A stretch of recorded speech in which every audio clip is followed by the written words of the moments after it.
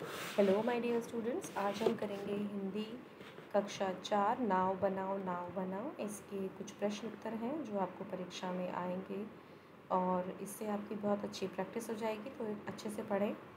कविता में बादल कितने दूर समुंदर भर लाया है, 7 समुंदर। कवि अपने भैया को किसका सागर भरकर लाने को कहता है, रस का सागर। कवि के घर के पास की गली कैसी है, लंबी चौड़ी। कवि भैया से कैसा कागज़ लाने को कहता है, रंग बिरंगा कागज़। पानी पड़ने पर क्या भर जाएगा, लंबी चौड़ी गली भर जाएगी।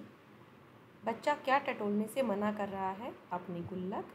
किस चीज़ से नाव बनाने को कहा जा रहा है, कागज़ से। रिक्त स्थान है, बादल घिर घिर कर छा जाते हैं। भैया की गुल्लक भारी है। कागज़ लेने के लिए भैया को बाज़ार जाना पड़ेगा। भैया मेरे जल्दी आओ, भैया रस का सागर भर लाओ।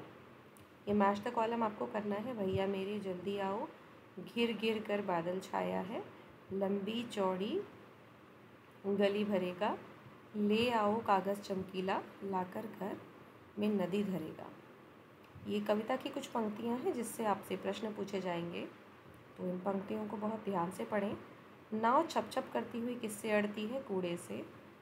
उपयुक्त पंक्तियों में किसे जल्दी आने के लिए कहा जा रहा है, भैया को। प्रस्तुत पंक्तियों में किसके खोट के विषय में बात की गई है, आलस के। कवि ने भैया को क्या छोड़ने को कहा है, आलस। इन पंक्तियों के रचयिता कौन है, श्री हरिकृष्ण दासगुप्त। कवि की गुल्लक कैसी है, कवि की गुल्लक हल्की है। नाव बनाने के लिए बाजार से क्या लाना पड़ेगा, रंग बिरंगा कागज़ लाना पड़ेगा। ये कुछ कविता की पंक्तियाँ हैं जो आप खुद करेंगे। किताब में से देखकर आप इसे लिख सकते हैं। इनको आप ज़रूर याद करें, ये लिखने के लिए आती हैं एग्ज़ाम में। निम्नलिखित शब्दों के अर्थ लिखकर वाक्य बनाना है। तो जैसे पहला शब्द है टटोलना, यानी छूकर देखना, तो वाक्य टटोलना का बनेगा, छूकर देखना का वाक्य नहीं बनेगा। जैसे तुम मेरी जेब मत टटोलो। रोलो का मतलब होता है लुढ़काओ। इस पहिए को यहाँ रोलो, रोलो मतलब लुढ़काओ। धरेगा, रखेगा। तुम यह कहाँ धरोगे। हर्षाओ यानी खुश करना, खोट यानी कमी या दोष। तो आपको मीनिंग से कभी सेंटेंस नहीं बनाना होता, हमेशा आप वर्ड से सेंटेंस बनाते हैं। विलोम शब्द है जल्दी देर, नए पुराने, हल्की भारी, छाया धूप। तो पर्यायवाची शब्द लिखने हैं। नाव को हम नौका या तरी कहते हैं।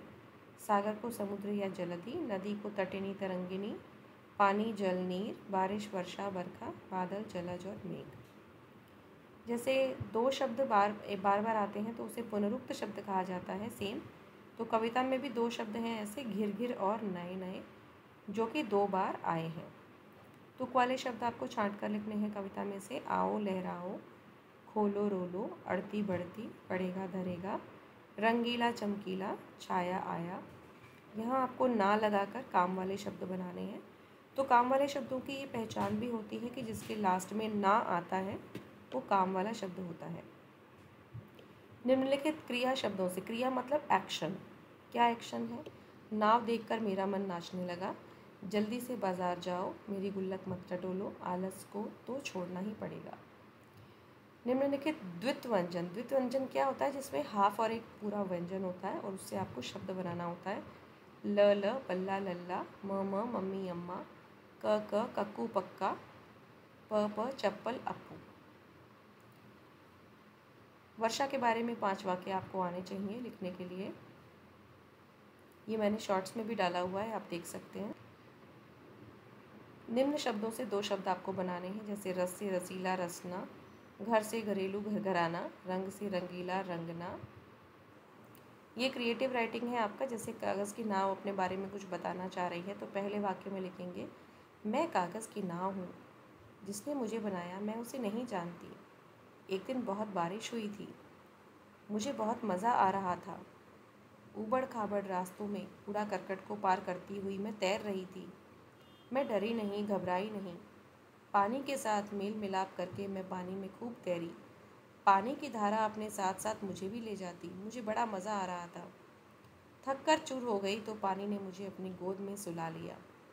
तो इस तरह से आप ये नाव के बारे में, क्रिएटिव राइटिंग है, आप इसको सेंटेंस बनाकर अपने तरीके से कैसे भी लिख सकते हैं। और लिखने का अभ्यास ज़रूर करें क्योंकि स्पेलिंग मिस्टेक बहुत ज़्यादा होती हैं। लिखेंगे तो आपको में परफेक्शन आएगा। धन्यवाद। पढ़ते रहिए, सीखते रहिए।